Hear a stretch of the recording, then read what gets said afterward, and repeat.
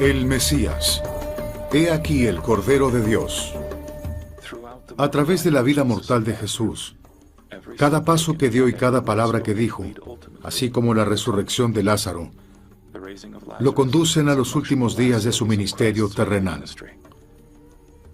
El mundo cristiano ha santificado los lugares y sitios donde Jesús pasó su última semana: el Salón de la Santa Cena, el Jardín de Getsemaní, donde se realizó la expiación, el Calvario y la tumba vacía. Solo he trillado la vid. Expiación.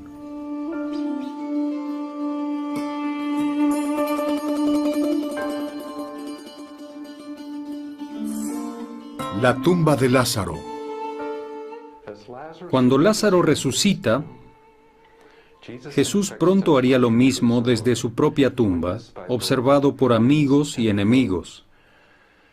La resurrección de Lázaro se convierte en una señal innegable del poder que este hombre tiene sobre la muerte y la vida. Para sus amigos, aquel fue un milagro jubiloso, y la multitud después cantaría: «Bendito el Rey que viene en nombre del Señor». Pero para sus enemigos, estos acontecimientos, seguidos por otra purificación del templo, se convertirían en la gota final. Así que, desde aquel día, convinieron en matarle. ¿A quién has de culpar?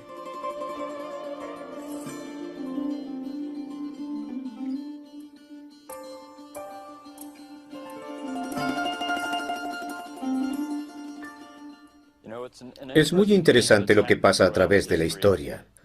Varios grupos quieren culpar a otros por la crucifixión del Salvador y asegurarse que ellos no son culpados. Viendo esto, ciertamente, el pueblo cumple un papel. Está el Sanedrín o los gobernantes de los judíos, los romanos de hecho permiten su muerte.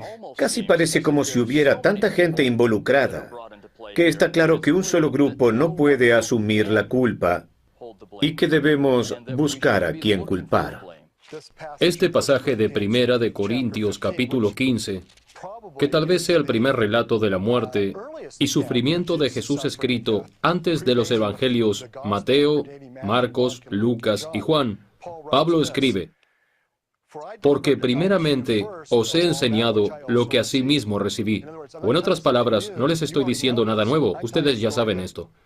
Les estoy contando una historia que ya saben cómo, de acuerdo a las Escrituras, Cristo murió por nuestros pecados y que fue enterrado y al tercer día se levantó de nuevo. Si no somos cuidadosos, puede que perdamos el punto principal que Pablo da. El hecho de que Cristo murió, fue enterrado y resucitó, y aún más importante, es que esto ya se había profetizado. Cristo había sido preordenado. Los profetas y los sabios que vivieron durante el Antiguo Testamento sabían esto, y sabían que el Mesías, el Dios de Israel, vendría y haría esto. Pero además, y probablemente lo más importante para Pablo, es que Jesús murió por nuestros pecados de acuerdo a las Escrituras. Y no se trata de a quién debemos culpar, ni siquiera de cuándo exactamente fue que sucedió. Eso viene a ser importante para la parte histórica de los 4 evangelios. Entonces, la verdadera pregunta es: ¿por qué murió el Mesías? Así que cuando pensamos acerca de Getsemaní, pensamos que Él tomó sobre sí mismo los pecados del mundo. Allí empezó a sufrir, culminando en la cruz. Pero cuando quiero hablar acerca de la culpabilidad, pienso en mí mismo.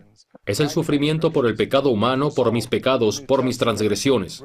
Y como resultado, el Nuevo Testamento trata realmente el tema de por qué Jesús tuvo que morir y no tanto a quién culpar. Tomémonos un minuto para orientarnos un poco. Creo que lo primero que noto cuando miro este paisaje es que hay muchas colinas. Y, como vemos, algunas de esas colinas, algunas de las más importantes están aquí. Comencemos con el Monte de los Olivos. Obviamente este es el más sobresaliente, y cuando se empieza a bajar hacia el este, uno llega a un pequeño valle y luego sube nuevamente. Podemos pensar en Jesús estando en ese minarete, un poco más debajo de allá. ¿Lo ven? Ahí está el pueblo de Betania, ¿cierto? Sí, Betania es el hogar de María, Marta y Lázaro. Aquí es donde permanece Jesús su última semana de vida. Así que él hacía el viaje todos los días desde Betania hasta Jerusalén.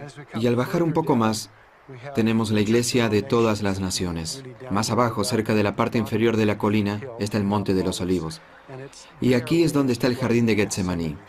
Así que el arroyo de Kidrón atraviesa exactamente el jardín de Getsemaní. Entonces vamos a ir desde el Monte de los Olivos hasta Jerusalén. Empezamos con las paredes del área del antiguo templo, donde encontramos una puerta que pasa la pared aquí abajo, cerca al Monte Santo, llamada la Puerta de Dong. Uno sube a la Puerta de Sión, pasando el portón de Sión. Al otro lado de la pared está la abadía de dormición, luego el edificio con la gran cúpula, y cerca de allá está el Salón de la Santa Cena, ¿verdad? Sí, es el lugar tradicional donde Jesús viene y se reúne con sus apóstoles para la última cena.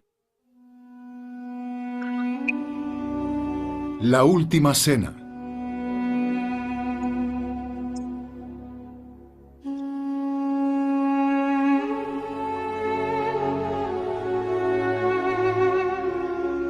Y él les dijo: en gran manera he deseado comer con vosotros esta Pascua antes de que yo padezca. Lucas 22:15. Jesús fue muy particular al escoger el día de la Pascua como la fecha para la institución del sacramento. Realmente lo que él está haciendo es tomando una celebración muy importante de la ley judía y usando esto para enseñar e institucionalizar y dejar un recuerdo de él mismo. La Pascua, como ustedes recuerdan, es una celebración de la época en la que Israel estaba en Egipto bajo cautiverio.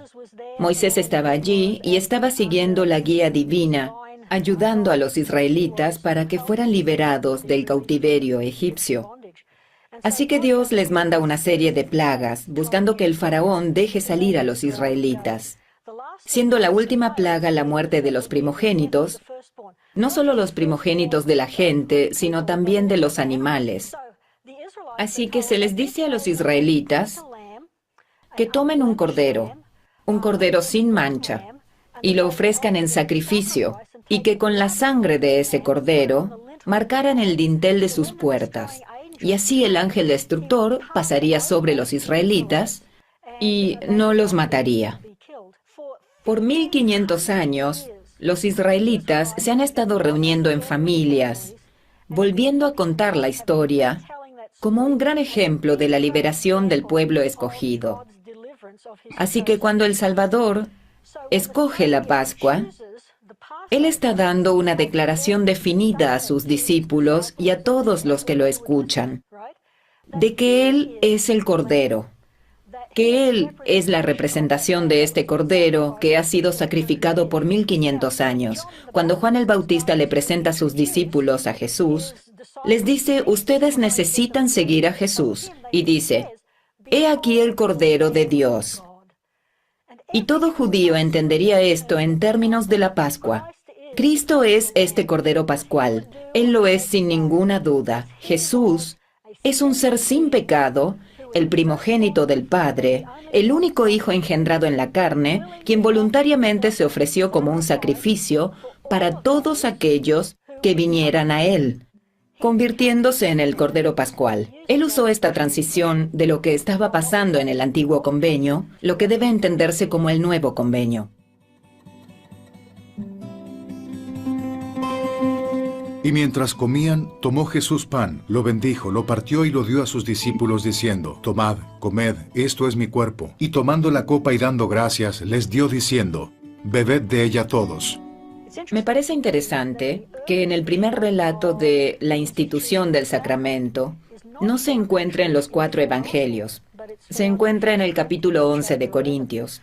Lo que ha estado pasando en Corintios es que han tenido problemas con el sacramento y Pablo les escribe para aclarar algunas cosas, y es aquí donde quiero hacer un comentario. En el versículo 23 él dice: porque yo recibí del Señor lo que os he enseñado.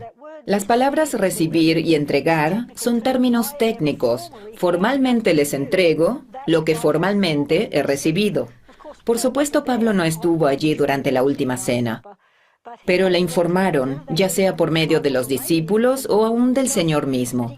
En el capítulo 11, versículo 24, él repasa y habla acerca de lo que sucedió, y habiendo dado gracias, lo partió y dijo, tomad, comed, esto es mi cuerpo, que por vosotros es partido, haced esto en memoria de mí. Asimismo, toma también la copa después de haber cenado, diciendo, esta copa es el nuevo pacto en mi sangre. Haced esto todas las veces que la bebáis en memoria de mí. Una de las diferencias más significativas acerca de la historia de Pablo que encontramos en los 4 evangelios es el término en memoria, que la repartición del pan y el vino es en memoria de lo que Jesús hizo. Hay solamente otro lugar, y es en Lucas, donde realmente él usa el término en memoria. Lo que es interesante para mí, cuando vamos al relato de Tercer Nefi, donde Jesús instituye el sacramento entre los pueblos de las Américas, es que es muy claro en decir que esto es hecho en memoria. Lo significativo para mí en el primer relato del sacramento que tenemos en la Biblia, en Primera de Corintios, capítulo 11, es que en muchos aspectos es realmente más cercano al relato de Tercer Nefi que a los relatos de los evangelios. Esta es otra de las ocasiones en que creo que el Libro de Mormón nos ayuda a entender y a reconocer los acontecimientos históricos que suceden en la primitiva iglesia cristiana. Pero la última cena no fue solo una ocasión para enseñar, consistió también en una ordenanza muy sagrada que el Salvador efectuó, por lo menos para los apóstoles, el lavamiento de los pies. Ustedes recordarán la objeción de Pedro hacia el Salvador de lavar sus pies. El Salvador era demasiado importante y amado por Pedro para que él le permitiera lavar sus pies. ¿Y recuerdan la respuesta del Salvador? Pedro, si no me permites hacer esto, no tendrás parte conmigo. Y Pedro entonces dice, lava mis pies, para que así pueda yo ser parte de ti.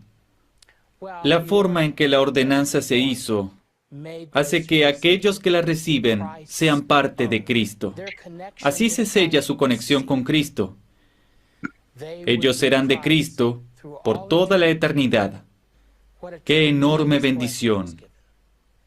Y es en el contexto de esa bendición que el Salvador da las enseñanzas que encontramos en el capítulo 17 de Juan. Y esta es la vida eterna, que te conozcan a ti, el único Dios verdadero, y a Jesucristo a quien has enviado. 14. Yo les he dado tu palabra, y el mundo los aborreció, porque no son del mundo, como tampoco yo soy del mundo. 20. Mas no ruego solamente por estos, sino también por los que han de creer en mí, por la palabra de ellos. 21. Para que todos sean uno, como tú, oh Padre, en mí y yo en ti, que ellos también sean uno en nosotros, para que el mundo crea que tú me enviaste. Jesús está orando diligentemente al Padre para que estos grandes hombres y mujeres, discípulos suyos, que tiene que dejar atrás, tengan suficiente consuelo, fe, protección y ayuda. Que ellos puedan en su servicio, en sus ministerios, acercarse a la unidad con el Padre. Y pienso que la parte más urgente y sensible de esta oración es su súplica de que ellos sean uno, así como nosotros somos uno. Yo pienso que la unidad es lo más importante por lo que él está orando, sabiendo sin lugar a dudas de las dificultades que ellos encaran. Él le dijo a Pedro, en esta trágica noche, que antes de que el gallo cantara, él negaría su relación o asociación con Cristo 3 veces. Así que Jesús sabía de las dificultades que ellos tendrían y aún así, su ferviente oración y tal vez la oración principal de ella, es que ellos tuvieran el consuelo y la unidad que les permitieran hacer lo que tenían que hacer como apóstoles.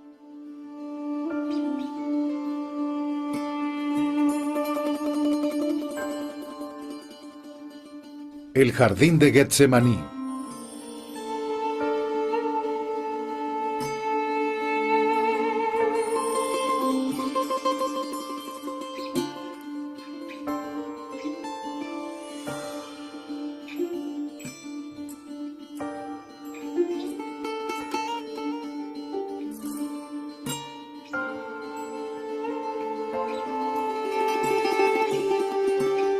El jardín de Getsemaní. Los santos de los últimos días ven estos eventos de Getsemaní de una manera muy diferente a la de muchos cristianos de hoy en día.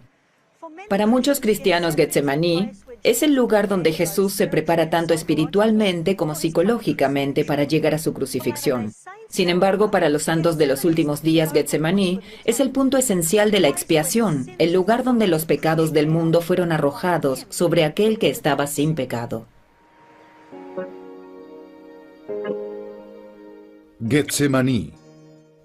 El proceso de preparar aceite de oliva es fascinante. Cosechan las olivas, las ponen en un recipiente de piedra enorme y pasan sobre ellas una gigantesca rueda que las tritura y crea de las olivas algo llamado puré. Y en este estado, cuando las olivas son trituradas en este puré, están irreconocibles y el proceso aún no se ha completado. En este punto, ellos ponen este puré en unas canastas de mimbre y las almacenan, y luego las olivas son finalmente presionadas lentamente por una prensa y empiezan a soltar, a través de las canastas de mimbre, agua y aceite. De hecho, el primer líquido que sale es rojo como la sangre y mancha lo que toque. Así que la imagen del sufrimiento de Cristo en un lugar llamado la prensa de los olivos describe su sufrimiento y su desangramiento. Así que Jesús llega con los 11, Judas se ha separado de ellos, entran al jardín en algún lugar en la ladera del Monte de los Olivos. Jesús deja a 8 cerca de la entrada y entra con 3 al jardín. Estos son Pedro, Santiago y Juan, que son los que han estado con él desde el principio. Aquí debemos notar 2 cosas básicas.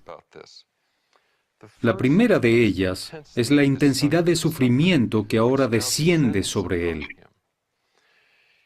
Y él les dice a los 3 que está triste hasta la muerte,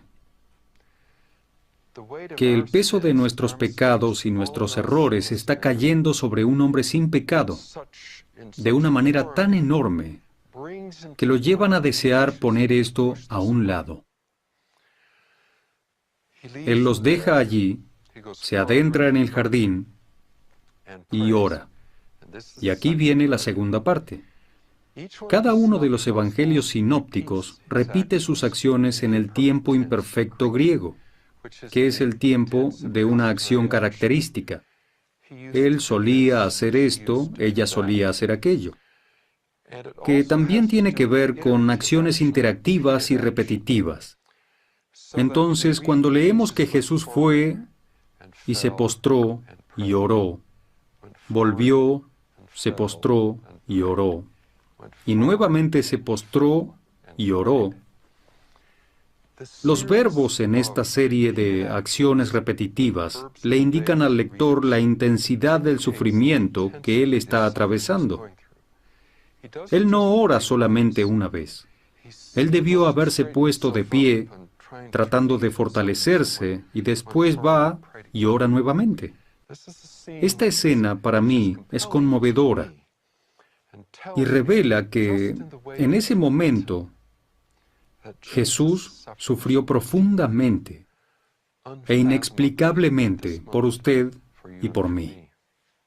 Lucas nos da detalles que ningún otro evangelio comparte del conmovedor sufrimiento de Cristo en Getsemaní. Aunque tenemos la confirmación del Libro de Mormón y Doctrina y Convenios. Esto es lo que nos dice Lucas. Kai genómenos en agonía, ectenesteron proseugeto, kai egeneto hojidros, autu josei tromboi haimatos, katabainon tes epi tengein. Lo que traducido significa, y estando en agonía, oraba más intensamente. Y era su sudor como grandes gotas de sangre que caían a tierra. Aquí hay un par de frases clave. Una es el término griego agonía, estando en agonía, que proviene de la palabra griega agón, Esta típicamente se usa para referirse a una competencia atlética. Así que algunos estudiosos han tomado la descripción de Lucas acerca del sudor como gotas de sangre para sugerir simplemente la ansiedad que siente un atleta antes de una competencia, lo cual es una interpretación interesante. Estudiantes mormones de las Escrituras creen que realmente fue sangre y no mormones usan esta palabra que usa Lucas, ya sea tomada como adverbio o como adjetivo, porque la palabra acá es hos. ¿Qué es lo que dice Lucas? ¿Que eran gotas de sangre? ¿O que parecían grandes gotas de sangre? Y sin ninguna otra información, no habría manera de saber con certeza en cuál de las dos frases se usa el hos para describir lo que Lucas quería decir. Pero adicionalmente tenemos escrituras restauradas, tanto en el libro de Mormón en Mosiah, donde dice que Cristo sangró por cada poro, y luego más específicamente en Doctrina y Convenios, donde el Señor mismo habla describiendo de la manera más clara y detallada como en ninguna otra parte de las Escrituras su propia experiencia del sufrimiento durante la expiación. Él describe ese sufrimiento en estas palabras: padecimiento que hizo que yo, Dios, el mayor de todos, temblara a causa del dolor y sangrara por cada poro y padeciera, tanto en el cuerpo como en el espíritu, y deseara no tener que beber la amarga copa y desmayar. Sin embargo, gloria sea al Padre, bebí y acabé mis preparativos para los hijos de los hombres. Si hay alguna duda de lo que Lucas quiso decir, Cristo lo clarifica diciendo que Él sangró por cada poro. Por tanto, es preciso que sea una expiación infinita, pues a menos que fuera una expiación infinita, esta corrupción no podría revestirse de incorrupción. 2 Nefi 9:7. La expiación infinita.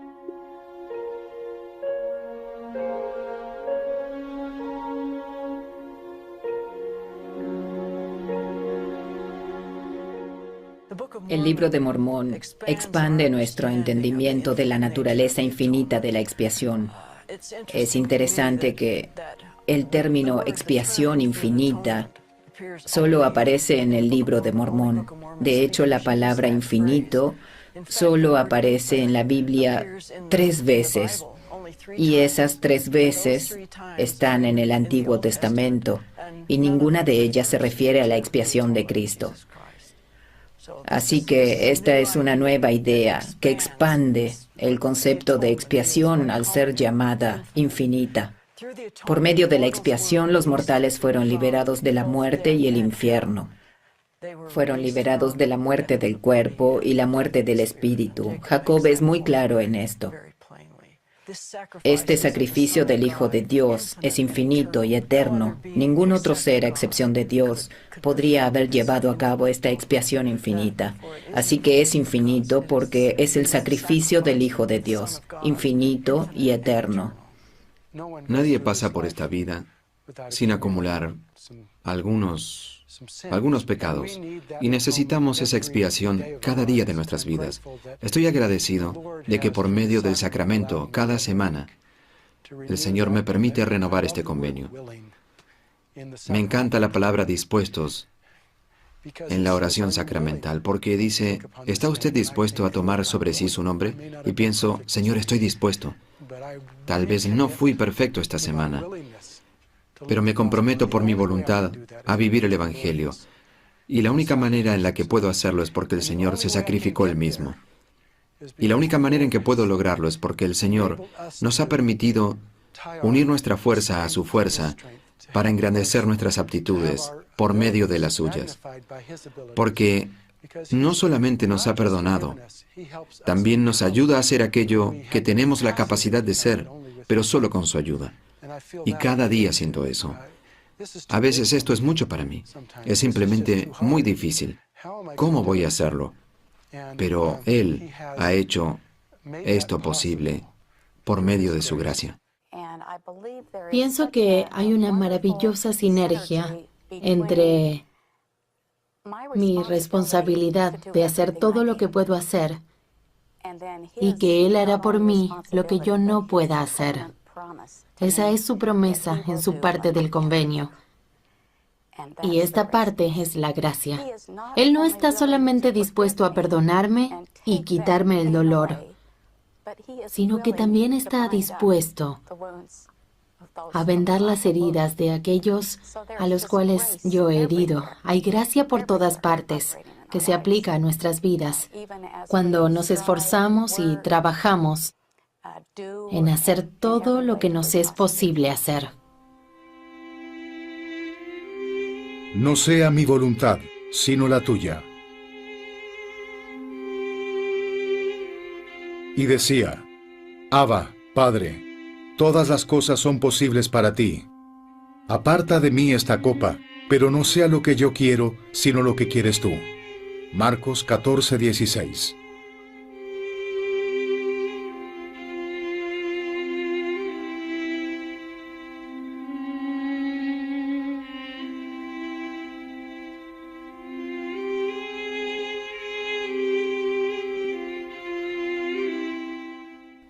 La oración que Jesús ofreció en Getsemaní es muy breve, pero muy conmovedora.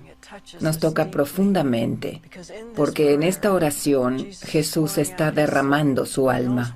Él sabe a la prueba que se enfrenta y está derramando su alma a su amado Padre. Creo que vemos muchas cosas aquí que podemos aplicar a nuestras propias vidas. Y es esa maravillosa relación entre él y su padre. En el relato de Marcos, la oración y la redacción es muy similar en los tres relatos de los evangelios. Pero Marcos agrega la palabra Abba. Jesús se dirige al Padre como Abba Padre. Esta es la clase de relación íntima que Él tiene con su Padre. Y algunos de nosotros sentimos en ocasiones que el Padre está tan distante de nosotros que difícilmente le hablamos. Aunque es apropiado el uso del lenguaje formal, le tenemos temor. Pero es necesario entender que Él nos ama y que podemos tener esta tierna relación con Él. Y Él está allí, preguntándole al Padre si podría librarlo de esto. Pero luego dice esas grandes palabras. Mas no sea mi voluntad, pero la tuya, no lo que yo deseo, sino lo que tú deseas. Él experimentó el dolor y la decepción y el temor al fracaso y el dolor del rechazo y la ansiedad, la nostalgia y el deseo de reunirse con los seres amados para que nosotros tuviéramos alegría y belleza a cambio de cenizas. Él literalmente lo hizo porque no quería que tuviéramos un falso sustituto de la felicidad, no una felicidad cosmética o falsificada. Él quiere que tengamos la felicidad real de tener un amor perfecto como Él tuvo y nuestro Padre Celestial lo tiene. La expiación de Jesús es profundamente personal. Esto es lo que me transforma. Cambia mis deseos. Cambia mi naturaleza. Eso es la expiación de Jesucristo. Redime, rescata, eleva, ama, nos transforma en nuevas criaturas.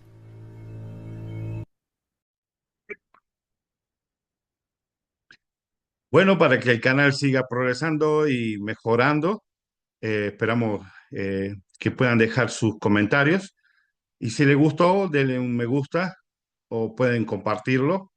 Y también suscribirse. De esta forma podemos llegar a más personas. YouTube puede compartir este canal con otras personas. Gracias y nos vemos en la próxima.